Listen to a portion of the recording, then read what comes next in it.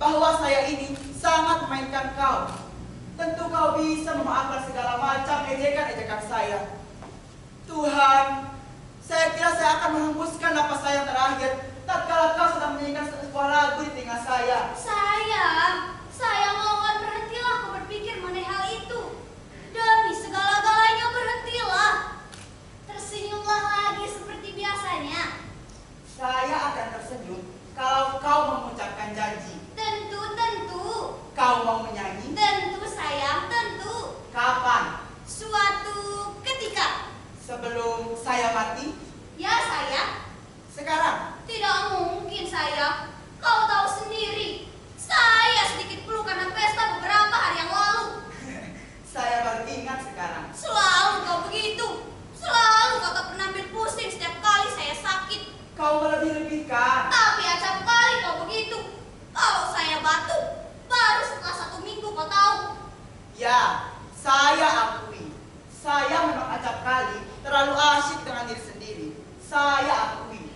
Saya minta dimaafkan supaya surga saya tidak tertutup. Supaya kubur saya. Saya tidak mau memberi maaf. Kalau kau tidak mau juga berhenti menyebut-nyebut soal kematian. Maaf, tidak lagi. Sekarang saya akan memaafkan kau dengan satu syarat. Apa syaratnya? Kau harus menyanyi. Kalau begitu, kau tak saya maafkan. Dan surga saya? Mungkin tertutup. Baiklah, saya akan menyanyi. Tapi separuh. Kalau terlalu lama, nanti saya jadi batuk. Tidak, satu lagu. Satu lagu. Ayolah sayang. Penonton sudah tidak sabar lagi menunggu sang penyanyi. Baiklah, saya akan menyanyi.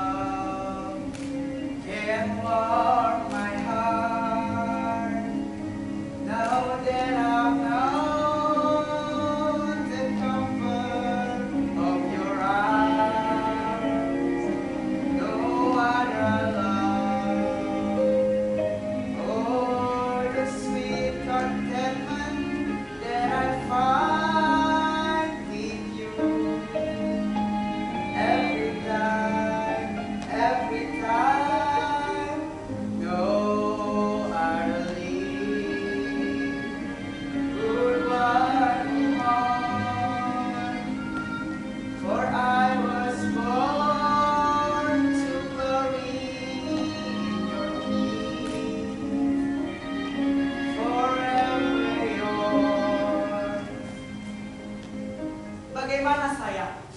Suara kau tidak pernah berubah. Mana album ke-1? Saya ingin lihat ketika saya sedang menyanyi di depan umum, di mana kau juga ikut mendengarkan. Kau ingat kapan itu? Ketika itu, kau baru saja lulus Propaidus. Kau sombong betul ketika itu. Kau juga. Sepicing pun kau tak pernah mau membalas pandangan saya. Habis pandangan kau nakal. Habis kau juga sering mencuri pandang. Kau sudah terlalu pintar berciuman. Saat pertama kali kau mencium saya. Saya memang pintar berhayal. Setiap kali saya menonton, saya selalu menghayalkan adegan ciuman secara amat terperinci. Ada tamu Ina Ustaz. Siapa? Ina Wenas Nyonya. Nyonya janda itu. Sebentar, saya ke depan.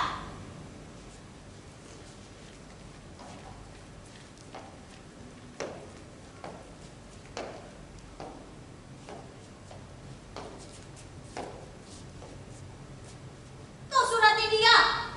Tidak, Kau bohong. Bagaimana dia bisa tahu tentang pesta kita? saya tidak tahu. Kau bohong. Demam saya mulai kambuh. Seharusnya dia tidak datang kemari. Saya takut dia benar-benar demam karena kedatangan janda itu. Lebih baik saya minggir saja ke ruang baca.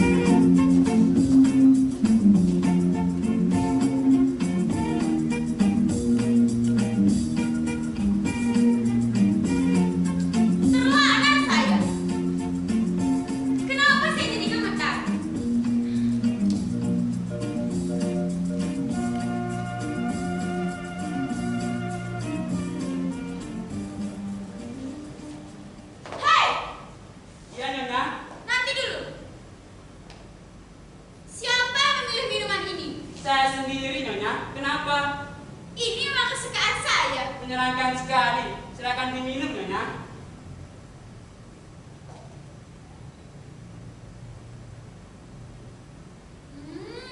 Segar, bukan main. Bagaimana kau tahu saya suka minuman ini? Tuan besar sering menceritakan perihal Nyonya kepada saya. Dan ketika saya tahu Nyonya datang, saya segera membuatkan minuman itu. Silakan diminum, Nyonya. Nanti dulu, Iya, Nyonya. Tuan besar masih suka? Menyelami kaktus. Iya. Tidak, Nyonya. Tapi Tuan besar menyelami seluruh bunga sekarang. Setiap pagi dan sore. Memang tengah malam seringkali diam-diam dia menyelami kaktus yang ditaruh dalam kaktus. Maaf, Nyonya, saya pergi ke dalam.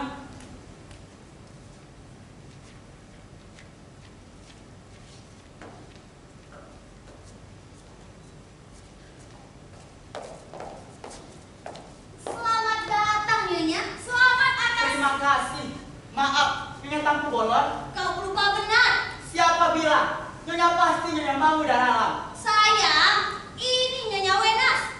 Iya, maksud saya Nyonya Wenas. Apa kabar suami Nyonya? Maaf, Nyonya. Sayang, Tuan Wenas telah meninggal 11 tahun yang lalu. Maafkan saya. Kau benar saya. Daya ingat saya ini sangat jelek sekali. Maafkan saya Nyonya. Tidak apa. Silakan duduk, Nyonya. Johnny, Iya, Nyonya. bawa minuman ini ke dalam. Baik, Nyonya. Bagaimana kabar Nyonya? Baik, berkat doa Tuan dan Nyonya. Tuan sendiri, Berkat doa Nyonya. Nyonya suka minum jeruk. Minuman apa saja saya suka. Tapi es susu saya paling suka. Saya sendiri tidak begitu. Tapi Kita berdua minum jeruk saja. Kita flu. Johnny,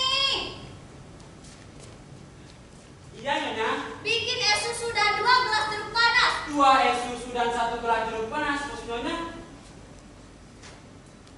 2 es jeruk, 1 susu panas. Baik, Nyonya.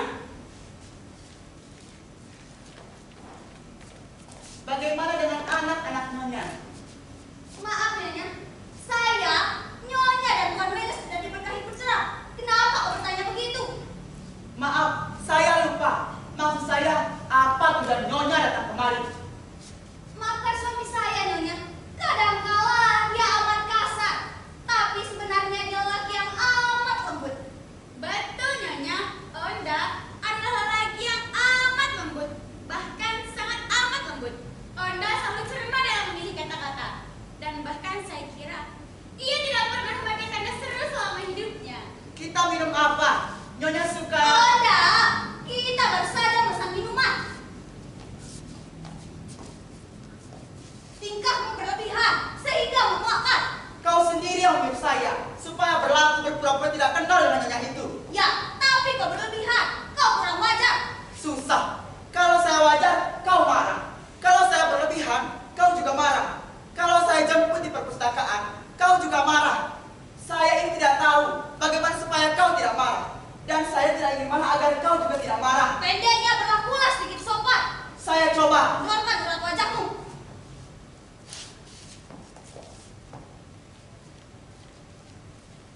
Cuaca sangat baik akhir-akhir ini. Di rumahnya sering turun hujan. Ya, terutama belakangan ini. Memang musim hujan dan terutama kalau sore. Seperti di rumah kita. Tidak begitu sayang? Tentu saja. Kalau di rumah Nyonya Wenas turun hujan, di rumah kita pun turun hujan. Sebab Nyonya dan kita kan satu kota, bahkan satu wilayah kecamatan. Memang satu kota, satu kecamatan. Tidak begitu Nyonya? Siapa? Oh iya, Nyonya Wenas. Tidak begitu? Ya, kita satu kota. Sekarang mari kita minum. Satu kota. Mari. Silakan Nyonya.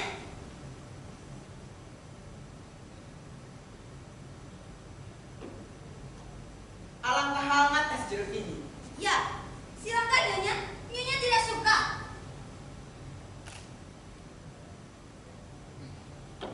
Alangkah sejuk susu panas ini. Sejak kapan Nyonya suka es susu yang panas? Sejak kemarin. Ya, kemarin. Kami sendiri menyukai bedang jeruk yang sejuk baru saja. Tidak begitu sayang? Ya. Terus terang, saya begitu kagum kepada Nyonya. Saya tidak pernah melihat Nyonya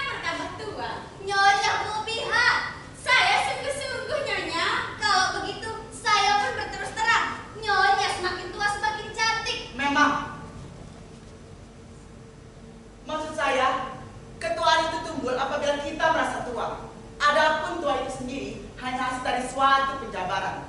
Hanya sayangnya penjabaran itu dilakukan oleh waktu, sehingga menyebabkan kurang enak kita terima konsekuensinya. Saya kira tidak begitu. Tua adalah konsekuensi dari kesadaran kita. Ya, kalau saja kita punya matematika, kita tidak akan pernah tua. Juga kalau saja kita tidak punya jam, kita tidak akan pernah tua. Tapi kita punya matahari. Itu susahnya. Takdir. Sekarang mari kita minum lagi, seakan kita tidak punya matahari.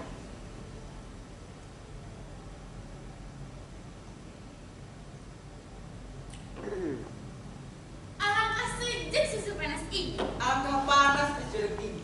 Tidak begitu sayang? Ya, tapi kalau kita tidak punya matahari, kita pun tak akan pernah punya bulan. Juga kita tidak akan punya siang hari. Dan nanti kau akan lebih parah lagi. Kita tidak akan pernah punya siang dan punya malam. Kalau begitu, Lebih baik punya matahari daripada sama sekali tak punya apa-apa.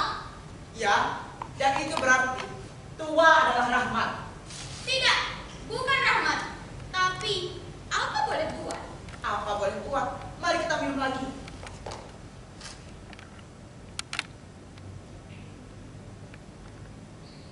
Alangkah sejuk susu panas ini. Alangkah panas di jeruk ini. Tidak begitu sayang? Ya, tua dan tidak tua tetap saja sama. Kaktus misalnya, ya, kaktus memang tetap kaktus. Kaku dan berduri kapanpun. Saya jadi ingat Alsaterhen dengan Pinto, di mana keduanya merangkak di atas padang rumput sambil membaui udara yang mengantarkan bau musuh. Atau bagaimana keduanya mendengarkan bentak-bentakan kaki kuda musuh dari jarak bermil-mil. Kaktus-kaktus liar yang bertumbuhan di Amerika. Indahnya, apa tidak indah kemeriahan flamboyan yang mampu menciptakan jalan selalu diliputi senja. Saya kira lebih indah, juga lebih bermanfaat. Bahkan kita bisa berteduh di bawah cahaya kuning merahnya. Tapi flamboyan saya kira terlalu mewah dan kurang sederhana. Kaktus memang selalu kesepian, memang, sebab ia kurang dihiraukan orang, lantaran berbahaya. Bagaimana kalau kita beralih ke bunga bang saja? Ini kan lebih langsung menyangkut kepentingan ekonomi kita. Sayang sekali, kita telah sepakat menerima kehadiran matahari, sehingga saya kini telah ditegurnya. Sudah cukup lama. Saya dijamu di sini.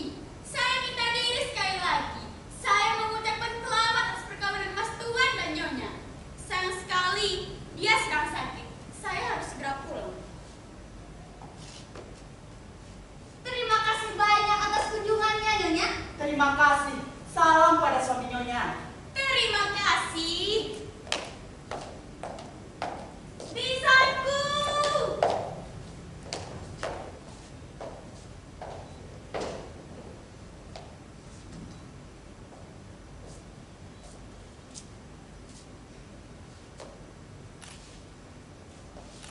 Kenapa kau diam begitu? Diam saja.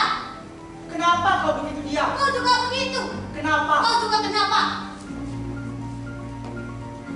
Sayang, alangkah tidak baik kita bubuhi pesta emas dengan kata-kata seru. Kau sendiri yang membubuhinya. Kau rusak bunga-bunga pesta kita dengan kampus-kampus pacar kau. Sejak muda, kau begitu yakin seakan saya pernah punya hubungan percintaan dengan perempuan tadi. Saya heran, kenapa kau begitu berhasil menciptakan tokoh yang fantastis itu menjadi tokoh yang seolah nyata dalam diri kau, sehingga tokoh itu mampu mempermainkan kau sendiri selama hidup kau. Bukan fantastis, tapi dia memang tokoh fantasi kau. Bahkan sampai saat kau tua, sengaja kau suruh Johnny menyiapkan minuman kesukaannya begitu dia datang. Siapa? Saya? Menyuruh Johnny?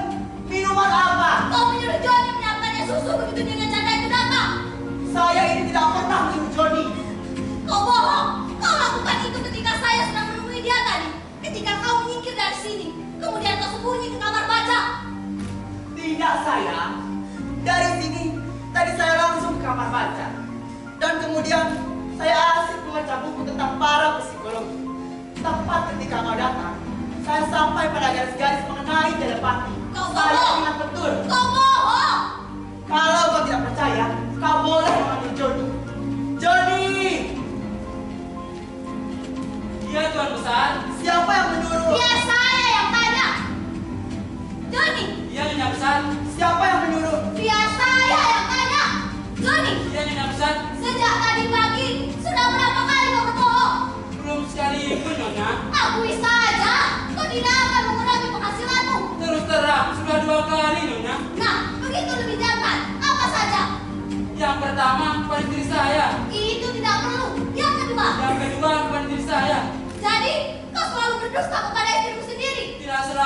Nyonya, kadangkala tidak pernah lebih dari 3 kali sehari.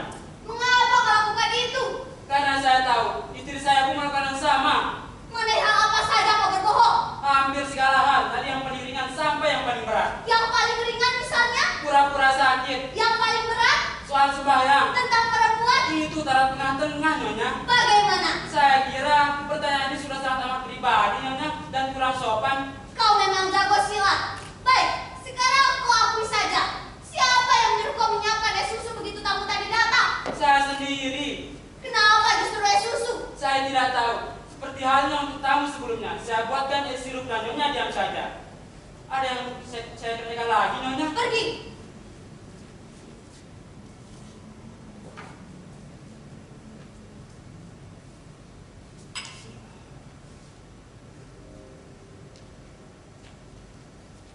Berkomplot.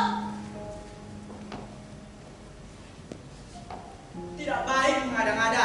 Bahkan kau diam-diam memelihara kaktus dalam kaktus. Tidak melulu kaktus, tetapi beberapa jenis bunga lainnya. Juga saya, diamlah. Kalau kau mau diam, saya akan nyanyi lagi. Diamlah saya. Kalau kau mau diam, saya akan menyanyikan 2 buah lagu sekaligus. Diamlah. Lagi, jangan terlalu keras kau menangis. Nanti kau bisa batuk. Kalau kau batuk, tenggorokanmu bisa terluka dan suaramu bisa serak. Selain itu, apa kata anak-anak nanti kalau mereka datang? Saya, atau kau mau saya membaca kitab suci? Dongeng, saya akan membacakan bagaimana Nabi Nuh melayani singa betina yang sedang hamil. Sedangkan saya pernah sakit influenza. Biarpun kau dukung saya dari sini ke kamar, saya tidak mau diam. Baiklah, saya tidak akan berbuat apa-apa. Tapi kau mau diam. Kalau kau tidak berbuat apa-apa, saya akan menangis lebih keras lagi. Tuhanku, kepala saya ini cuma satu dan puyeng. Kalau saja saya punya 3 kepala, barangkali saya tahu apa yang harus saya perbuat agar kau mau diam. Tapi kepala saya cuma satu, dan tangisan kau memenuhi kepala saya dengan sejuta lampu hijau. Tuhan, Saya akan terus menangis. Biar gelenek menyambar saya tetap menangis. katakan bidadariku, apa yang Saya bukan bidadari. katakan malaikat, Saya bukan malaikat. katakan dewiku, Saya bukan dewi. terserah siapa kau. Tapi katakan, Saya istrimu. ya, istriku, katakan apa yang Saya bukan istrimu. Tuhanku. Kau kejam. Kau bagikan patung perunggu dengan hati terbuat dari timah. Kau tidak punya perasaan. Kau nodai percintaan kita dengan perempuan berhati kaktus. Hatimu ular kobra. Kejam. Kejam. Tuhan, masukkan dia ke dalam neraka sampai kukunya hangus. Kenapa doamu jahat seperti itu? Biar. Kalau menyayangi saya masuk neraka. Bukan. Neraka. Neraka paling neraka. Kau kejam dan kau sendiri. Di surga. Kau egoistis. Biar. Kenapa kita tidak sama-sama di dalam satu tempat? Tidak sudi. Kalau menyayangi kita pisah. Ya, saya yang kita pisah, tapi kau tak mengerti. Saya yang kita cerai. Cerai. Ya, cerai. Hari ini juga kita ke pengadilan. Kita cerai. Sayang, kau harus panjang berpikir untuk sampai ke sana. Kalau saya panjang pikir, saya takut nanti kita tidak jadi cerai. Tapi kau harus berpikir. Dalam soal perceraian tidak perlu pikiran, tapi perasaan seperti halnya soal percintaan. Pokoknya hari ini kita harus cerai. Kita harus selesaikan semua surat-suratnya. Ini sudah terlalu siang. Dan saya kira kantor-kantor. Kalau kantor-kantor tutup, besok pun jadi. Tapi mulai malam ini saya tidak sudi tidur satu kamar bersama kau. Kau boleh tidur di kamar baca di atas kitab-kitabmu bersama rakyat-rakyatnya. Iya Nyonya. Kau dengar? Nita sudah datang. Saya, diamlah. Saya tidak mau diam. Nita datang. Tidak peduli. Sayang, Ada apa lagi, Pak? kaktus dalam kaktus. Ustaz! Iya Nyonya. Ibu dan bapak bertengkar. Saya tidak tahu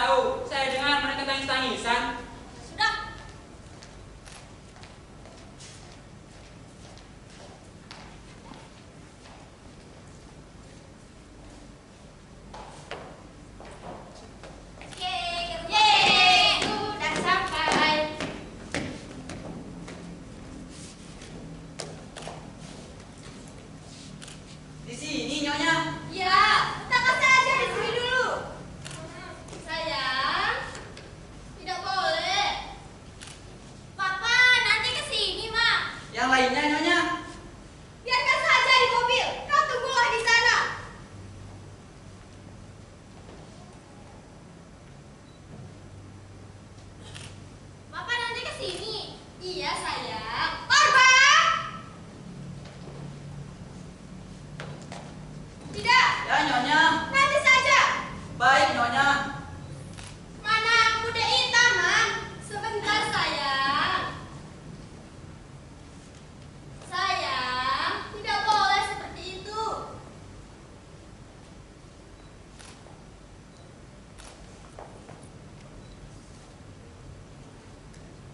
Peri, ingin lihat ikan. Sebentar, sayang, sebentar.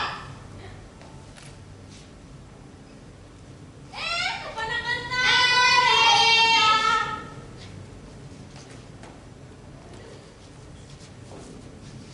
Ada apa lagi, Novia? Nanti saya ceritakan semuanya. Mana Mehmet? Rustam! Bang! Iya, Nyonya. Bawa masuk Meli dan Peri. Siapa yang melihat ikan? Saya! Ikutlah sama Bang Mehmet. Ayo kita lihat nonton ikan, anak-anak. Yeay, nonton ikan.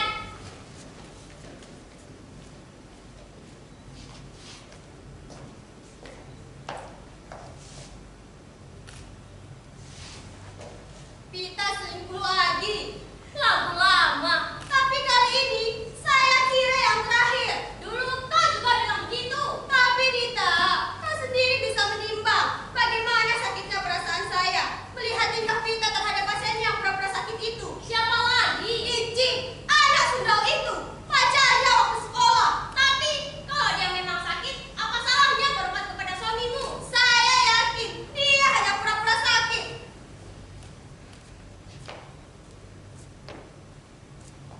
Begitulah, Mita. Kau harus dengar dari puluhan sekali soal ibumu. Pak, Ada apa kau? Baru kemarin kau pulang dari sini. Dengan siapa? anak-anak. Duduklah.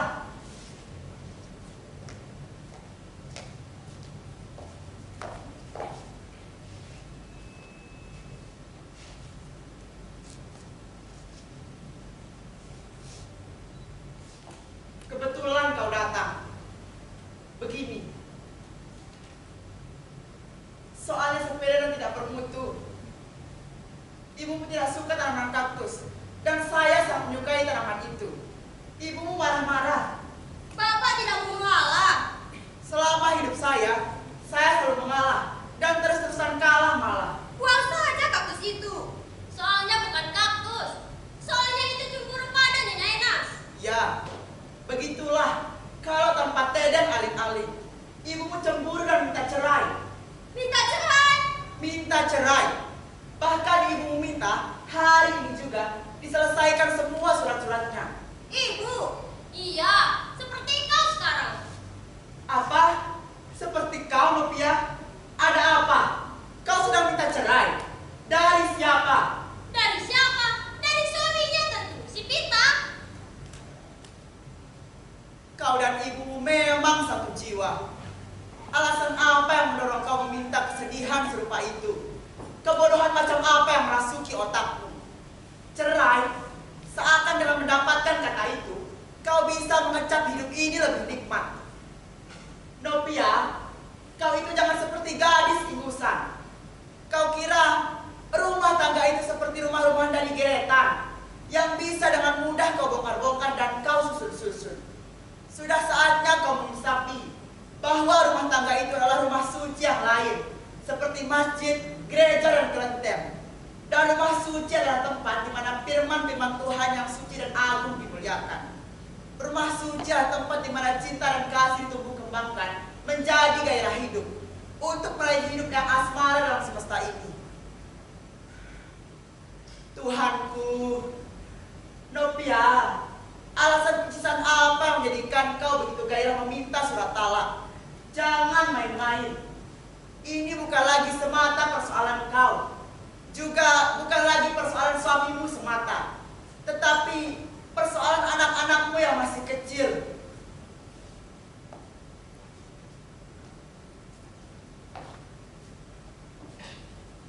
Meli, Ferry, ini sudah menjadi persoalan negara, persoalan dunia. Saya tidak boleh membiarkan rumahmu terbakar hanya karena api mainan yang diminyaki cemburu buta. Saya harus beritahu ibumu segera.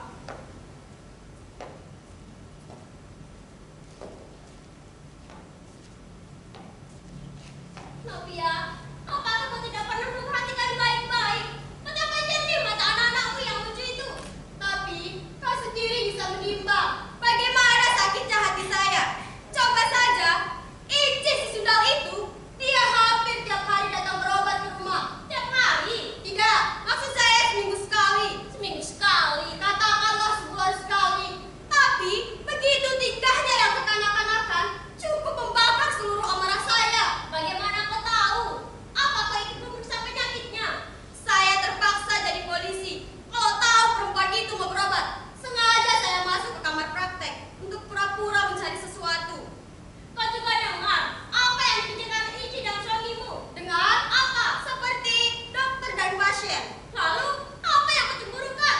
Kalau periksa dalam, kenapa kau tidak ikut ke dalam dan menyaksikan Vita memeriksa tubuh perempuan itu? Gila.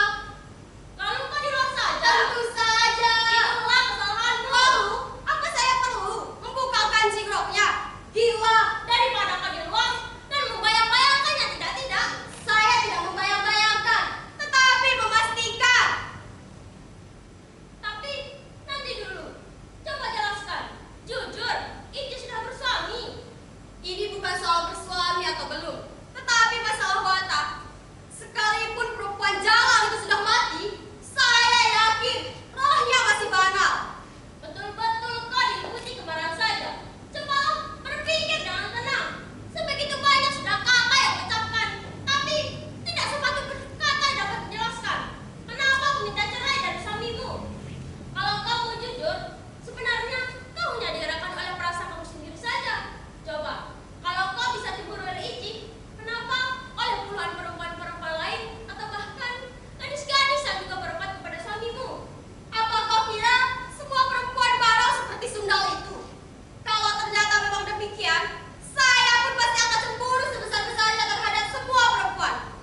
Tapi saya kira kau pun yakin tidak semua perempuan yang memiliki leher selenggak-lenggok leher Ici yang suka membelit leher suami orang lain. Novia sayang,